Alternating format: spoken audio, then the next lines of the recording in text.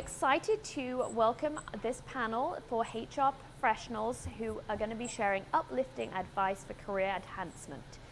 And our first panelist is Andrella Thomas. She's the HR manager and consultant for diversity, inclusion, and belonging at Capital One.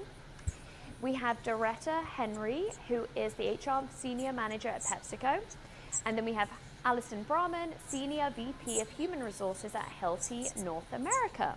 Now, of course, we have a set of questions prepared for all our panelists. However, we do want to encourage you, our wonderful women in business attendees, to participate by asking questions in the chat and comment your own thoughts and experiences on our discussion. So, are the panelists hearing me? Yeah. Yes. Yes, we hear you. Okay, awesome.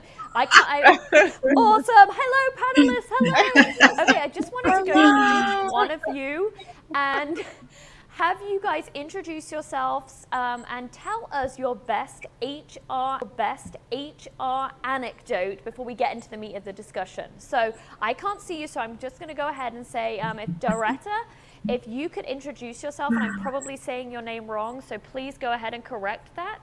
And let us know your best HR related anecdote. Absolutely. Rebecca, can you hear me okay? I'm going to take that as a yes. I can hear so you. glad We're to be on. okay, wonderful. So glad to be finally seeing your face too, right? We've exchanged a few emails.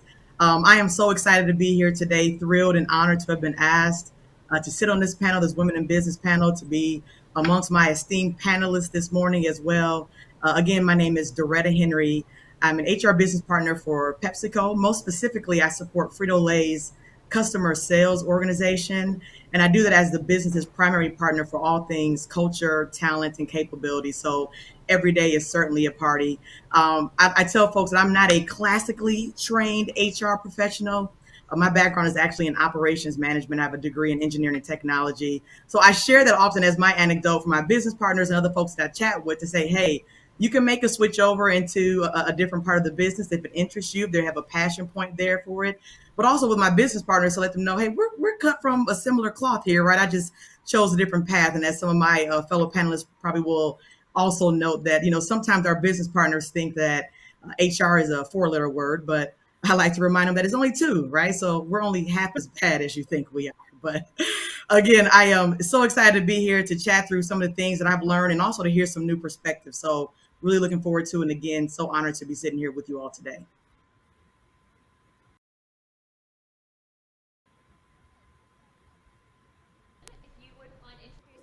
Telling us a little bit about who you are and what you do, and then if you have a fun HR anecdote, we'd love to hear it.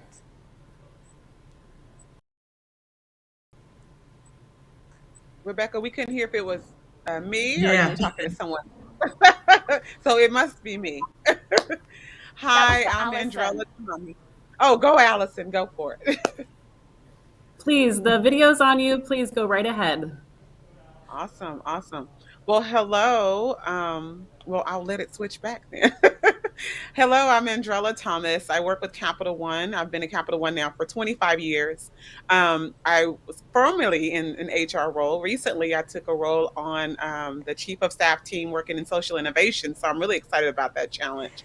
But worked in different aspects around HR, worked in learning and development.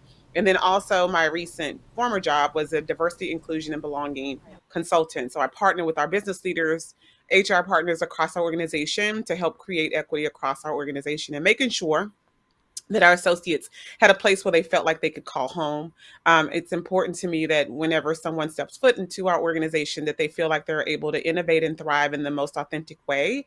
And so I'm always pushing people to operate in a manner that inspires them to be courageous. I'm also often the voice of others. And so I like to advocate for everyone around me. And so if there's anyone who needs any advice around career development, I'm always the person that they will come to ask those questions. So I'm absolutely excited about being here today with this incredible panelist. I am just super honored and proud to be connecting with this powerhouse of women. If I could think about an antidote that comes up for me, is always run towards the challenge that scares you the most. That is the thing that I do constantly, because anytime I've ran towards a challenge that scares me the most, it has been most beneficial to me and I've grown so much. So that is my antidote.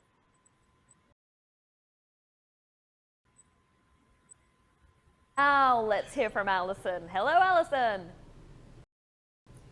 Good morning, everybody. Great also to be here. Thanks for the flexibility as we navigate technology a little bit, but really pleased to also join this great panel. My name's Alison Braman. I'm the Senior Vice President of Human Resources for Hilti North America, and we are a innovation company focused on products, software, and solutions for the commercial construction industry, and we have 30,000 team members worldwide, and 4,000 of those here in North America. And really, it's a highly interesting and challenging time to be leading a people organization with all that's sort of hitting our cross section of workforce and societal topics. And so the challenges are, really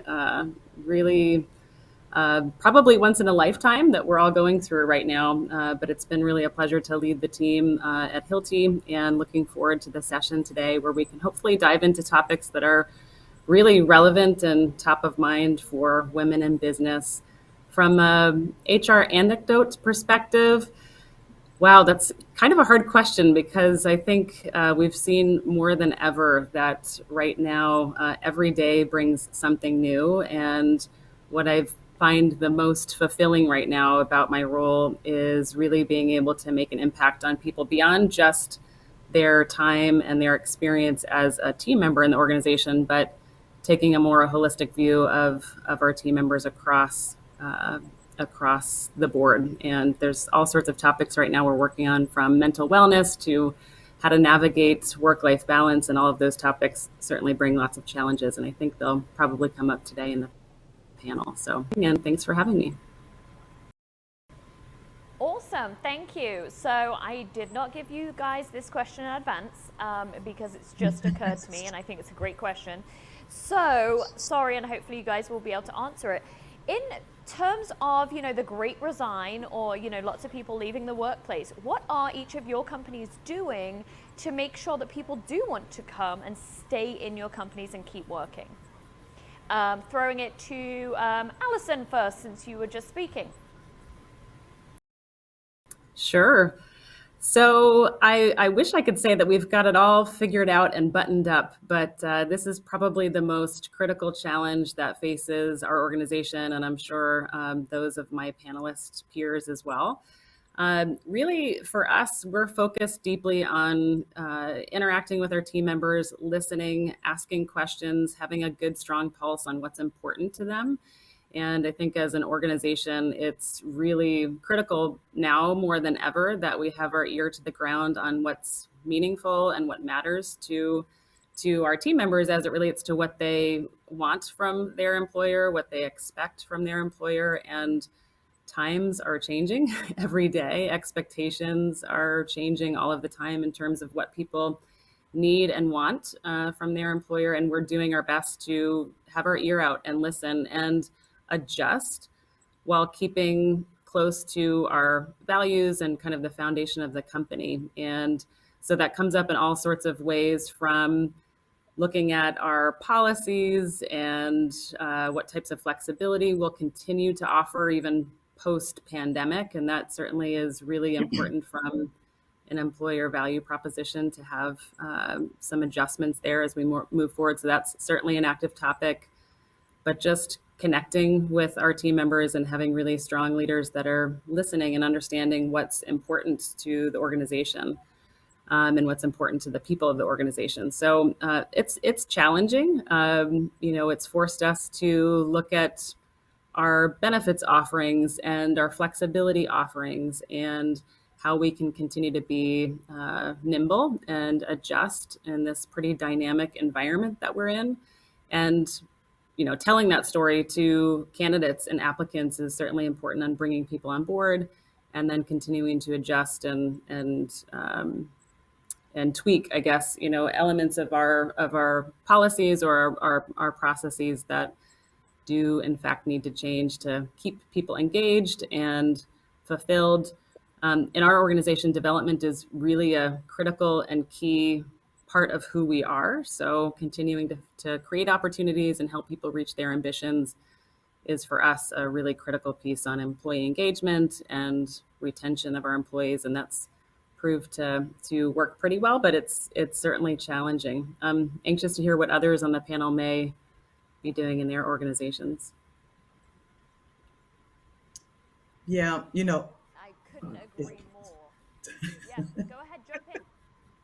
no, it's okay. Yeah, and yeah, absolutely. Thanks everyone for being patient with the technology here. But Allison, not to be too repetitive there, but it is so important right now to pay attention to the associate, holistically, right? So obviously, PepsiCo as a large organization takes a look at lots of things that Allison talked about too. Our policies, as we think about the flexibility with entering back into the actual office, what that looks like, how to make sure that we keep people safe and healthy, but also well, right? So we see a lot of more emphasis on, our total rewards packages to include things like mental wellness and really being transparent about that and not shying away from the topic because we know what the strain that the pandemic has placed on individuals, not just physically, but also the mental toil that's there as well. So it is important to pay attention to that. And even when you think about some of the processes that we just have in place, if you think about an employee's matriculation through the organization, we have several pockets or moments throughout our calendar year where we talk about an employee's career and what they aspire to do. But I think we're forced with having a deeper conversation now, or even double clicking more on what's keeping people engaged, right? So, what really matters to you, and really taking a pause to have that conversation. Again, to look at associates holistically, because we know that the issues are being faced both in the office and outside as well. And the issues that take place outside or in the personal realm absolutely will impact what's going on professionally. So we really want to make sure that we're taking the time to have those honest conversations, to engage a little bit deeper and really figure out what it is that associates need that inspire them, that keep them engaged and want to keep them coming back every day. Yeah, I love everything that the other panelists have said. I think it's going deeper is key. Like culture is a big thing for organizations. People are not leaving companies; they're leaving cultures, and so making sure that you have a culture in place that promotes inclusion, belonging, diversity. When individuals are looking to go to an organization, they don't want to walk in a space where they don't feel like they are welcomed or they don't feel like that they're wanted. So going deeper beyond the engagement results, like I love that both PepsiCo and Hilti are going deeper, really understanding the needs of the associates beyond kind of the working requirements of what they need to do their job successfully. I think looking beyond engagement scores, looking at burnout. Burnout is a thing that has come up for associates because we're working in a new environment that we weren't used to working in the past. And so we're Mhm. adjusting our behaviors to be able to fit into this new way of working. And so making sure we're creating environments, even virtually, where our associates can feel like they can be productive and not have to have this strain of I'm having to do everything all in one day and not even having consciousness of time. And so making sure that we're taking care of the mental health of our associates. We brought in some mental health professionals to have conversations with our associates. We've elevated kind of how we leverage our benefits as well, like having our mental health professionals that are staffed to work with us, have conversations with our associates in spaces where they feel safe. We've also opened up opportunities where we've had real talk conversations with our associates to talk to them a little bit about the things that have impacted them throughout the community. A lot of our communities of color have been impacted by things that have happened outside of the workplace, and to have this unrealistic expectation that they have to perform BAU, business as usual, is not right. And so we thought as an organization that it's important that we create space for them to release that stress and that pain and that trauma that comes with those things that have impacted them. And I think development is also a thing that is up for us. We need to make sure that we are providing differential development for our talent when we notice that there's pieces within our organization that promotes inequities around our organization. And so companies have been able to see their culture in a different light, like a flashlight, a huge flashlight have been placed on the culture of organizations and then in their systems, looking at the systems to see if there's a breakdown that creates barriers specifically for women and our associates of color. And so making sure we create opportunity to offer mentorship and sponsorship and really elevate the actions that happen through that work so that we see clear and critical results that promote inclusion across and equity across our organization. We're actually getting quite a lot of questions from the audience, so I'm going to throw those in as we go. This is from Sarisha. She says, how is HR working to prevent specifically women of color and millennials from leaving the workplace? I'll throw that out to whoever wants to grab it. I can Yeah, jump I on mean, I that. can jump in here for a little Oh, bit. yeah. Yes, go ahead. Yeah, I'll talk about it. You know, we opened up talking about the Great Resignation, right? And women are leading the charge there in terms of who are exiting the workforce, right? I think the latest I saw from the BLS was some 865,000 women exited the workforce right here in the month of September. So it has become extremely important, I think, for organizations and PepsiCo in particular, right, to place particular emphasis internally and externally, right? So I think one of the ways that we're looking to tackle some of this is really relying on our employee resource groups, right? And I actually have an opportunity to serve as the current president for one of our ERGs at PepsiCo, and that's Mosaic. And so, if I talk a little bit about Mosaic, I think it will begin to articulate some of the strategy that's there around maintaining talent, especially Black talent and people of color. And then we also have other ERGs that focus on different cohorts as well. And some of it are some of our groups that are generational differences, people that are differently abled, our LGBTQ plus community as well. But, you know, when we talk about Mosaic specifically, and again, when you think about the work of the ERG, our focus is to make PepsiCo a premier destination for Black talent globally. And so when you think about the other ERGs as well, they have a similar mission there. So when we talk about that is what are we doing internally to make Black associates or whatever the cohort may be feel welcomed when they walk into the door? How are we placing a particular emphasis on culture, right? How are we celebrating cultural differences? Recognizing that individuals are not a monolith, right? That we are not a monolithic community, but there are certain tendencies or there are certain events or cultural events that bring us together that we absolutely want to celebrate. And we want to say, we recognize this. This is important. I think what also comes along with it, and I love that Andrella was hitting on it around is the culture component, is also making sure that our leaders of people understand that as well, right? Because we talk about culture, right? We often say culture eats strategy for lunch, right? And who's often the face of that culture is the individual's manager. So how do we empower managers to celebrate diversity and champion diversity and know how to have conversations when tough times are entering the workforce from the outside, right? How do we create a safe space? How do we become better allies? So all these things are important culturally. And then we take a look at people, right? So you have culture, you have people, the people that are within that particular culture. How are we investing in them? What type of leadership and development programs are we putting them through? How are we showing up at career fairs for individuals, for college students, right? So they'll know, oh, someone like Daretta works at this organization. Someone with curly hair and brown skin like me works here as well, right? And can be in leadership opportunities, right? How are we showing up at recruiting events? We retain our talent by placing an emphasis on getting folks mentors, sponsors, putting them through leadership development programs, other assessments that create self-awareness, that allows them to, you know, really dig into what's going to help them be a better leader. And then there's just this sense of community, which is so important. We talk about community a lot, right? So whether we're talking about the external community, which we know that as professionals working for, you know, the second largest food company in the world, there are certain privileges that we also have, right? By the way of resources, dollars, access to different programs that we can share with our external community and the communities that we serve, our efforts to pay it forward. But then also just our community internally, right? So then we walk down the now proverbial hallways or, you know, whatever that looks like whenever we return to office. But as we interact with each other, there's also a sense of community there as well and support to know that Mosaic, to know that other individuals within these respective cohorts are looking out for me. I can go to them for support, for a listening ear, and to celebrate me when the time comes. That's, I wanted to jump on that because I absolutely love everything you said. I love Yeah, everything you let's said. go. I think the biggest thing is that we forget that most companies always think about fixing women, fixing people of color within their organization. Why are you fixing talent that's already incredible? It's Mhm. really about fixing the systems that are around them and fixing the individuals that don't have a clear understanding about their identities and how they operate in their identities. So for me, I think Yeah. it's important that if you're trying to attract millennials and you're trying to attract more women to your organization, that you need to educate everyone that is going to engage with that talent on their own social identity. I love to do social identity, unconscious bias, microaggression training. Like I love to do all of that because I like to take leaders on this introspective journey about how are they understanding their own identities and then how are they learning about other identities around them. If you have individuals that you're bringing into your organization and you're not appreciating the difference in how they operate, if you're not appreciating the fact that people of color, I'm a Black woman and I'm very passionate, but I am constantly, that passion is always mistaken for aggression.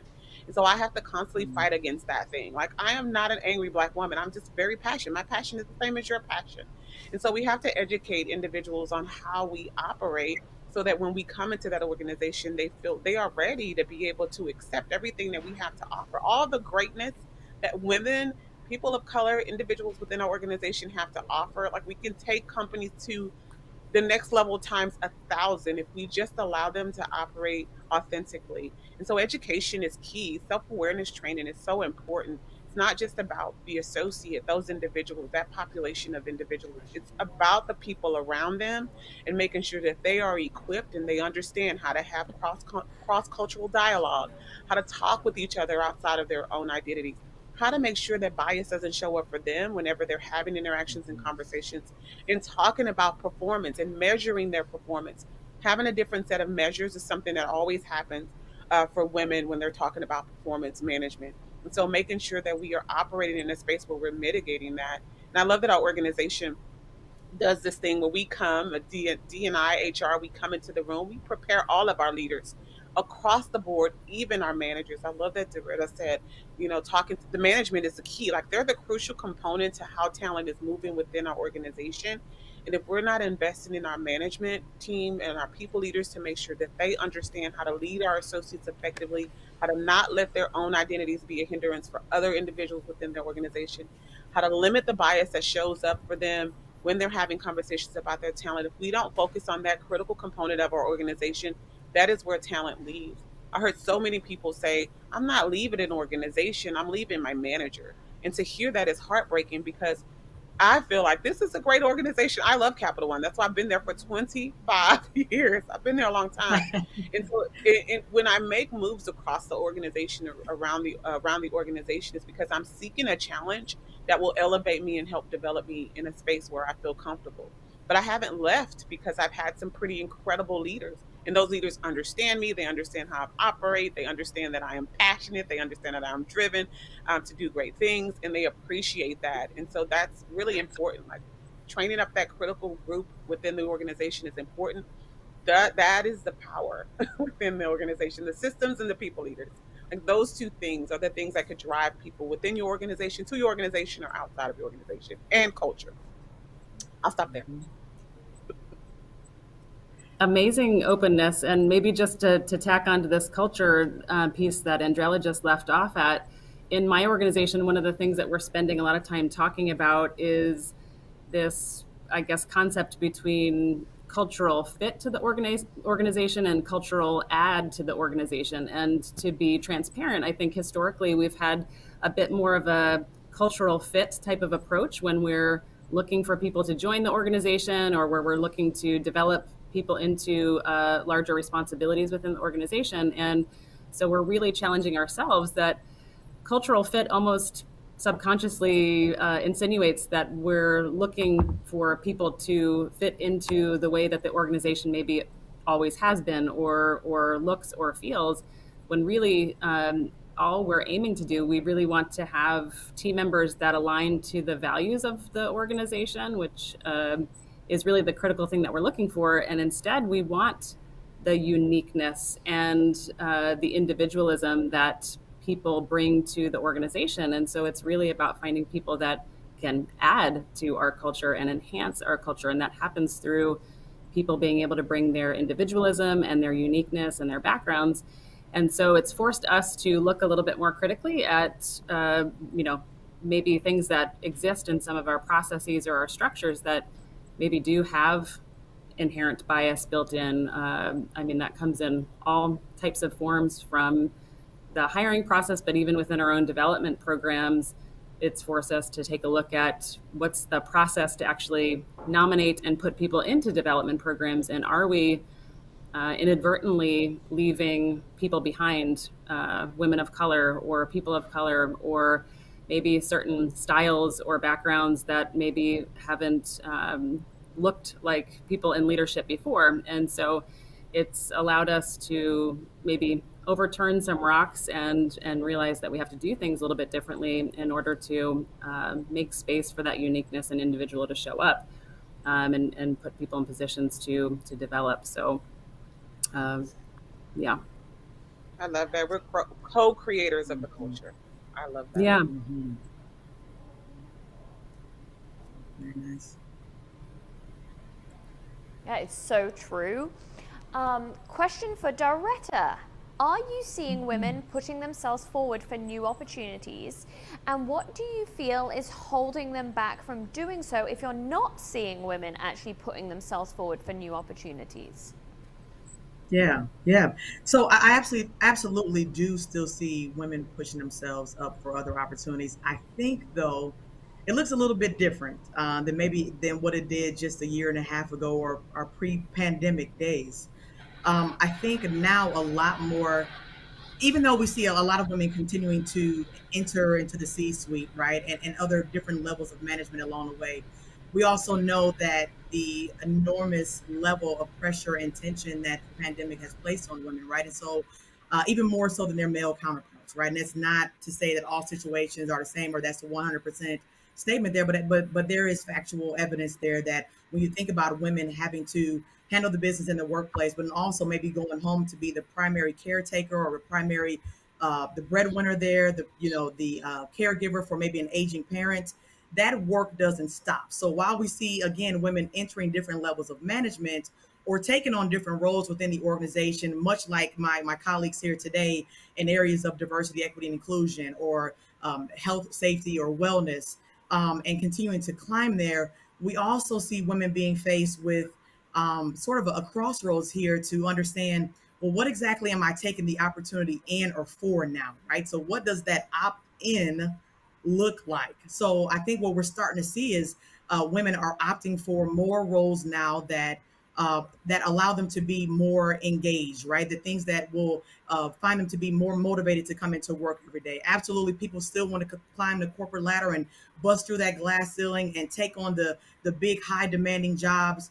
But at what cost now, I think is the question that a lot of women are having to ask themselves, right?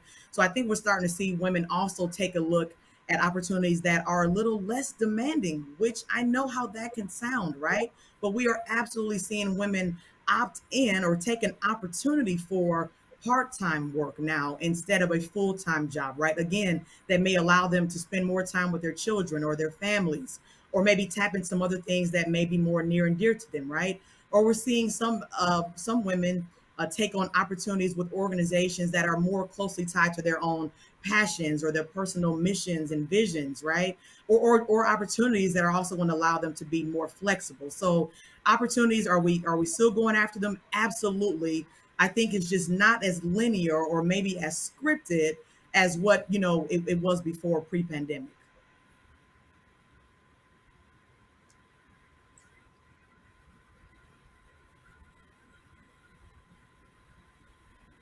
So it looks a little different. It's so weird with the lag time. Or just oh gosh, it's because we can't see each other, but we're gonna keep going forward. Okay. Okay, I have another question. So this one's for Alison. Just go with it, ladies. We're getting this done. To expand a bit more on that conversation, what advice do you have for women who want to go for a promotion or ask for a raise?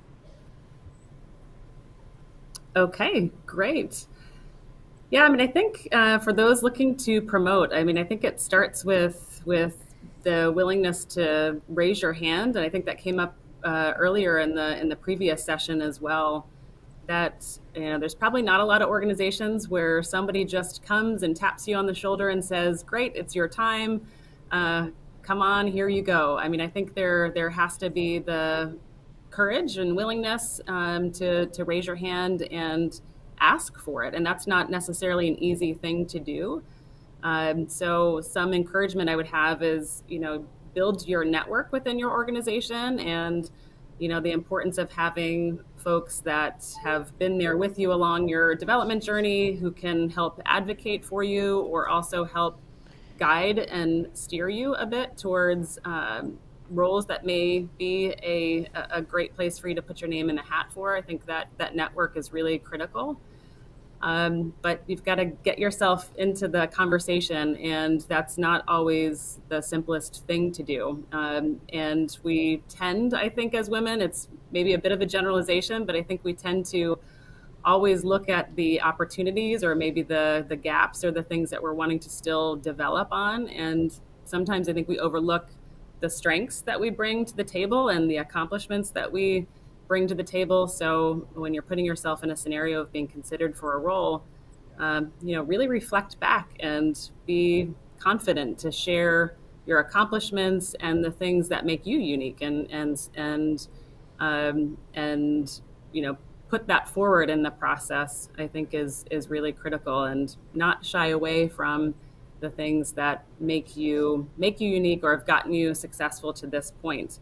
And that's really a differentiator. I mean, we all have unique things about us that actually you indeed can leverage, and lots of statistics and studies show that you get much more out of your strengths than trying to maybe perfect or close your gaps. So I think it's something that in our organization we really focus on pretty intently, is the strengths-based orientation, and using that to your advantage to put yourself in the best position or the best role that can actually allow you to leverage those strengths. So I think it's probably less about always a promotion necessarily, but really being in tune with where you are your best, and what roles you can put yourself in to take advantage of those strengths.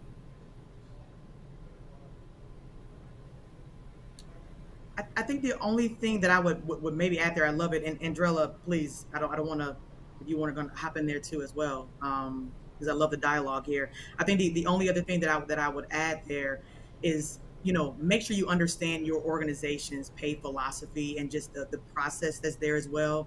Um, I think Alison is spot on, and I had to go through a similar exercise. Right, this is a transparent moment. I had to sit down with the organization at one point too, say, hey, I think it's time for something different here. Right, we need to look at this role that I'm in right now, and I think it's time for promotion. I had to sit and have that conversation, and what I had to do first there was some of what Alison talked about, is taking the time to do the exercise to list out what am I bringing to the table, right? And that was really what my mentor put in front of me, right? And I think that's the start of that conversation, is getting in the room with someone who can help you craft that, right? And who can look you in the eye and say, well, tell me why, right? Why do you think you should get this, right? And it really forces you to sit down and do the homework on yourself, and have a real honest conversation around what is differentiating me, right? What am I bringing to the table? How have I met my objectives or exceeded them really here, truly, right? When we're starting to talk about promotions. But I think the other part there that I just wanted to chime in on is just, again, making sure you understand your organization's pay philosophy, their structure, how they do things, right? Boldly research that. So be bold in your request, but also boldly research and make sure you know what you're talking about before you get into the room with your mentor or manager asking for that, right? Understanding the timing when those things tend to happen, understand how they go about, their market, right? And understand how they pay against that, right? So it is so important for us all, especially as women, to walk in with the facts, to know how the business runs before we go in and also start making requests just based off what we think an organization should be doing for us. That's the only other thing that I wanted to add there. Oh, I love that, Daretta. But I also think too, it's so important that you have the results to back your story. Like, you have to be able to tell your story. I have two of the best testers of my story. Like, if I need to present something around, like, I want to try for this new job, I want to apply for this new role, I feel like I'm qualified. Like Jana Etheridge, who's our chief of staff, she's something else. And she gives me her honest opinion about everything that I bring forward to her around, like, okay, I want to present this. Tell me how this sounds. And she gives me, I'm sweating by the end of the meeting, but she prepares me because she's my sponsor. And then Rodi Leva, he's always the person that encourages me to use my voice. He's always the person that says, what you need to be asking me, because at one point he was the head of DNI, the team that I worked on. Well, Andrella, I think the question you should be asking me is this. And so you have to have a great group of sponsors. I love that we talk about mentors, but sponsors are the people that have influence, that have a voice and a seat at the table when you're not in the room. And so when people are talking about moves to make with your career, your sponsors are the people that are in that room. So making sure that you have those individuals who understand, who have witnessed the work that you've done, who have that you communicated clear results on here are the things that I've done to those individuals, and they've been able to actually reap the benefits from the work that you've done because of a partnership. Those people will actually be the person that will be the voice for you when they're talking about promotion and raises. Like, you need someone to advocate for you, not just your own voice. There's power in numbers, but sponsors are the most influential resource that I've used throughout my career. If you do not have a sponsor, completely different from a mentor. A mentor helps you with your development, helps you with your career path and understand kind of where that's going. A sponsor is that voice at the table, that person that's a table pounder. When you're not in the room, they're talking about you, and you need that person in places where it matters the most, specifically in places where they're talking about your money. So make sure you have those individuals in place. Amen. Hallelujah. It's really funny that you should bring that up, Andrella. Uh-huh. I know. I'm speaking in all the wrong times. I love you though. We're all in this together, so Here we are, Rebecca.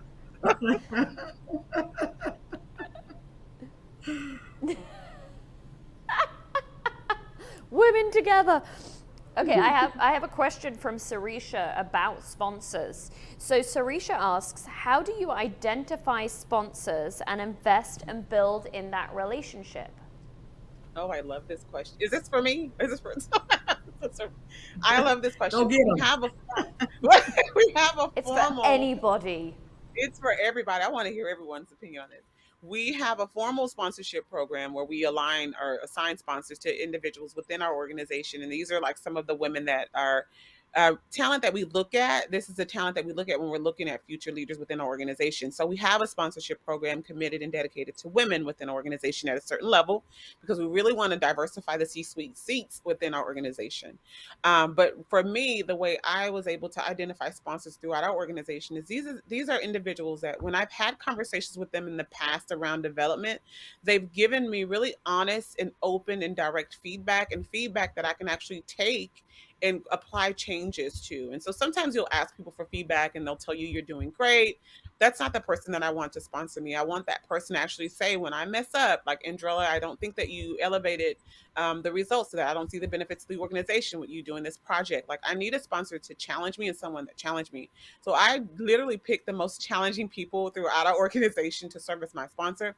But I also knew that in rooms, I've also been able to witness them in action whenever they're talking about their talent. I love people that are very passionate about the success of the individuals that they come in contact with. So whether they're on their team or they work with them on the project, whether they're recognizing their work, like, I wanted people to actually have this 360 relationship with me. It's not just about being a sponsor in the room and they're talking about my performance. It's about advocating for me in so many different places where they have a moment and an opportunity to share feedback about my results and my work.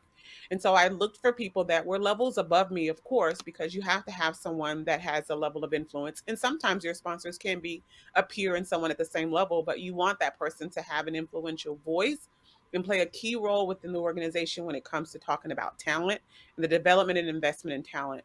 And so the way I went about that is just looking for those types of individuals. The way I approached that relationship was a little bit different because I didn't ask everyone to be my sponsor. I actually told some people, hey, I think Jana was one of them. You're my sponsor. And so would love to talk a little bit about this. Janet serves two roles though, but she's not only a sponsor, she's an ally because she's a white female. And so for women of color, we need those allies as well. But she's an active ally. There's a difference. And so I reached out to her and told her, hey, I consider you my sponsor. I would love to talk more about how this relationship would work. And we have meetings to talk about that. And other leaders within our organization, I've had those conversations. And then some people I basically sent an email and said, this is what I'm looking for. I'm hoping to get some sponsorship from you, but here is kind of the expectation of our relationship. Can we meet for about 15 minutes to talk about it? Because when you're dealing with sponsors, you're dealing with leaders. And so being conscious and aware of the time that our leaders, the limited time that leaders have within our organization, but finding some time just to chat with them about some ideas you have, some projects you're working on, sharing results. Like, those are the ways that I use my sponsor. But reaching out to sponsors is key. You have to set that expectation of that relationship up front. Otherwise, a person will just say, I'm your sponsor, and there's really no partnership between the two of you. It's a scary thing to do, but it's an important thing to do because that will round off the type of resources, the level of resources you need in order to be successful within an organization. You need a coach, you need a mentor, you need a sponsor. You need all three of those things. I'll jump in and add just from a different slant. In our organization, we're in the midst, I think, of really helping our leaders at the executive level and through senior leadership level really understand the differences that Andrella just talked through in terms of what is the difference between mentorship and sponsorship and what are the responsibilities. And so for me, I take that responsibility seriously. That we do need to really make sure that the leadership of the organization understands the responsibilities and the differences. And we've leveraged over the last couple of years in different moments. We've brought in some external help to give us some additional education around that. We work really closely with Catalyst, which is just an incredible organization focused on women in the workforce, and they have helped us, understand what are some key ways that we can bring sponsorship to life in a more pronounced and way. And that way it's not on the responsibility of the team member to be the one. But I love that you've also found your sponsors. I think that's incredible that there's that kind of openness, and that it's a little bit more two directional and not just a formal assignment between a person in a leadership role or a person with authority and decision making, but it goes both directions. That's inspiring.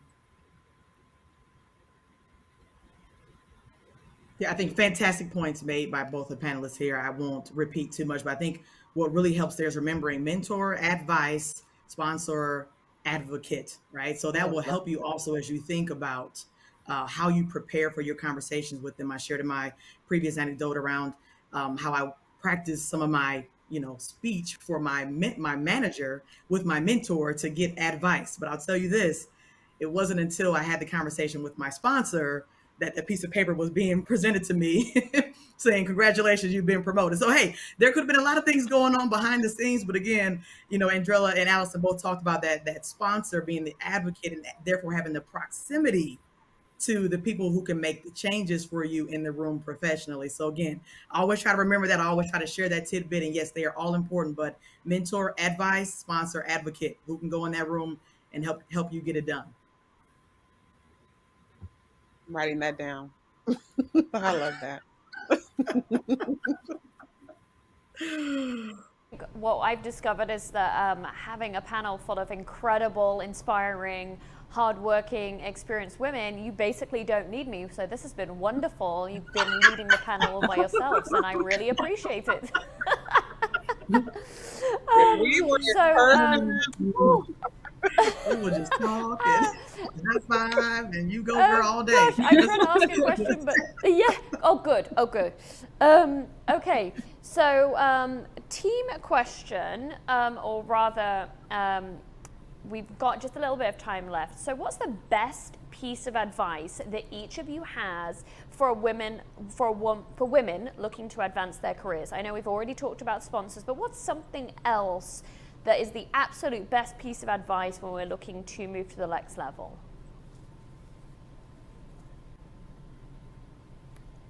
I can jump in. I'll jump in. I always give these top threes on this one, right? So first of all is knowing what you want and being able to articulate that, right? So you have to know what it is that you aspire to do and be able to share that with the individuals that can help you get there, right? We've talked about all the folks that can do that along the way. Know what you want, be able to articulate that. Number two is not boxing yourself in, though, right? So we often talk about our career progression not being a ladder, but a lattice, right? So there could be a few different options that are going to allow you to get to, the first point, knowing what you want, right? So it might not be a linear path for that, right? There could be a few pit stops in a different part of the business. You might go to be a specialist and then a generalist, or take on some other assignments. But again, knowing what you ultimately want to do, that will help you say yes and no to the other opportunities that are presented to you.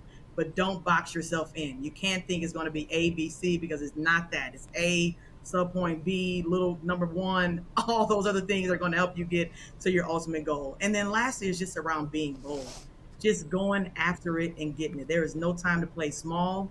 You got to put yourself out there. You cannot be afraid of failing. So be bold, go after it, and get it.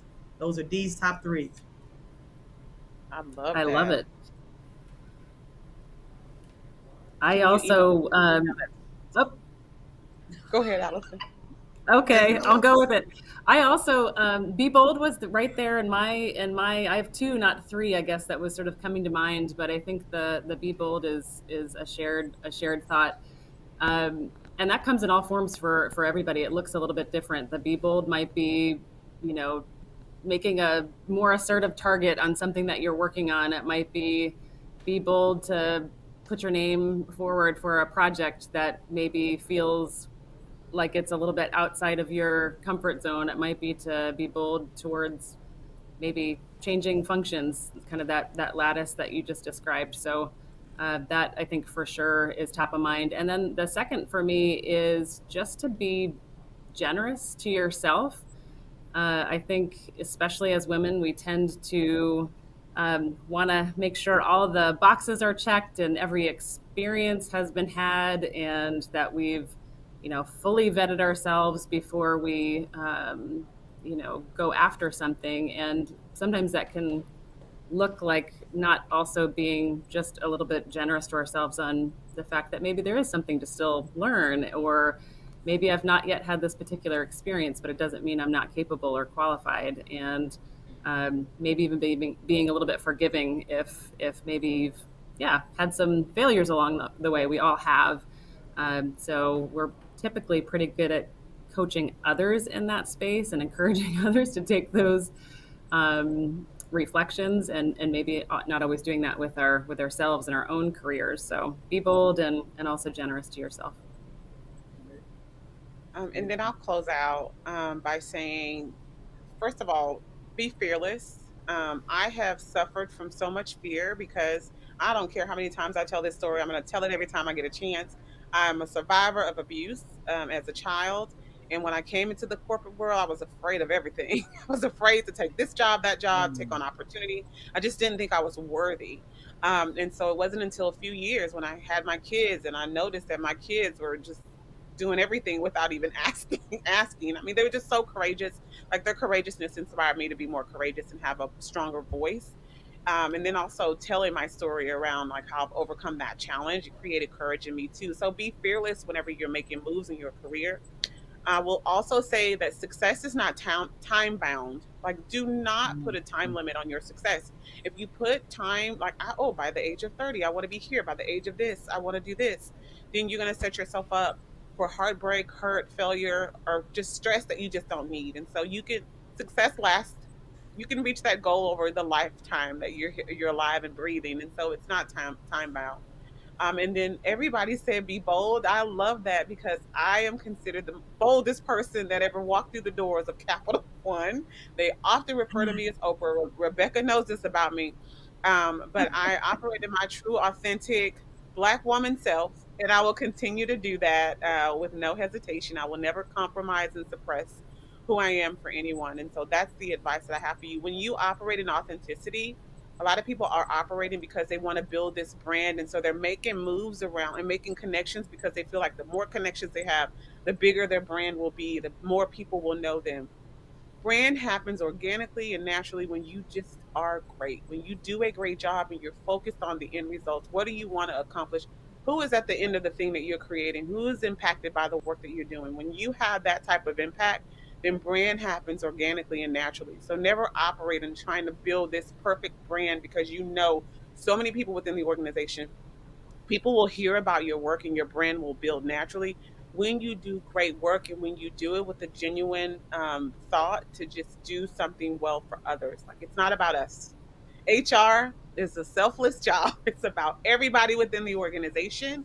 And so we are always focused on the people around us, and sometimes we forget about ourselves. But when we do that thing that we do in HR well, then people start to notice it and recognize it. And then that's when you feel accomplished and satisfied in that work. So be bold, be fearless, and do not set times around your success. It will happen. It may not happen as quickly as others, but it will happen.